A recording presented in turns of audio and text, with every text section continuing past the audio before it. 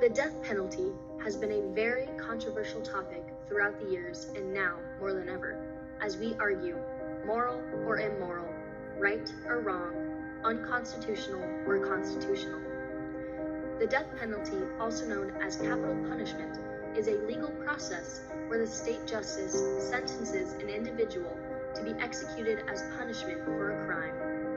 As more and more death penalties are put into action, we are seeing a suspicious pattern on who receives it more than others. The color of the victim and defendant's skin plays a crucial and unacceptable role in deciding who receives the death penalty in America in today's society. People of color have accounted for a disproportionate 43% of total executions since 1976, and 55% of those are currently awaiting execution.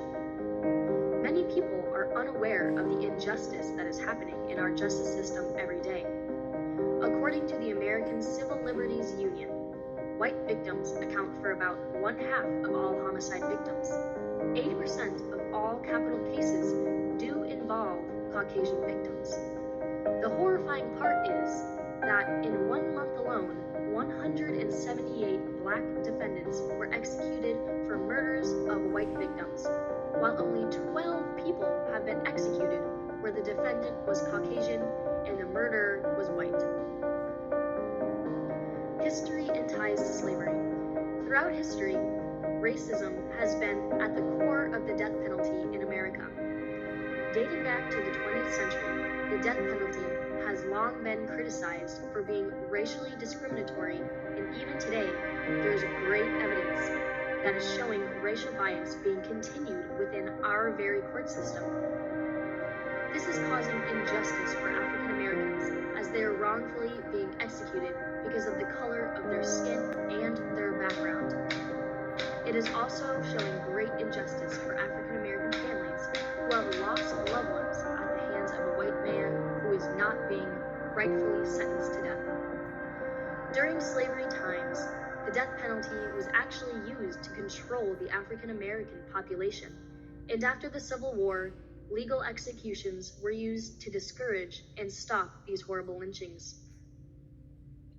The Dred Scott case in 1857 ensured that enslaved Black people were not citizens but property.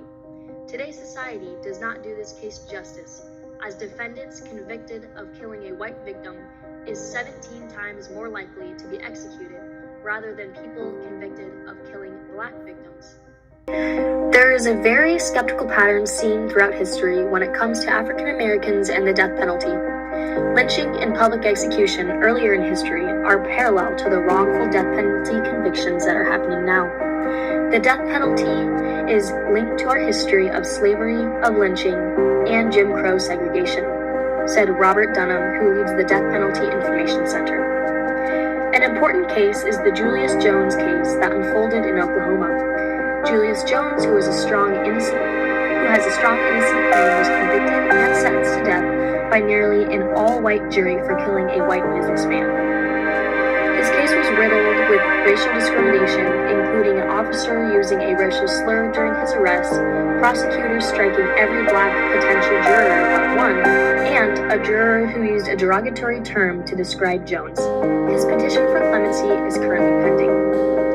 Another case that is very important in history is the Furman versus Georgia case of 1972. Within this case, Petitioner Branch was convicted of rape. Furman was convicted of murder, and both convicts received the death penalty. With this in mind, the question of, does carrying out the death penalty violate the 8th Amendment ban on unusual and cruel punishment as applied to the states by the Due Process Clause of the 14th Amendment? The discriminatory characteristics in this case proves that the court system applies the death penalty in a manner that inordinately harms defendants that are African Americans.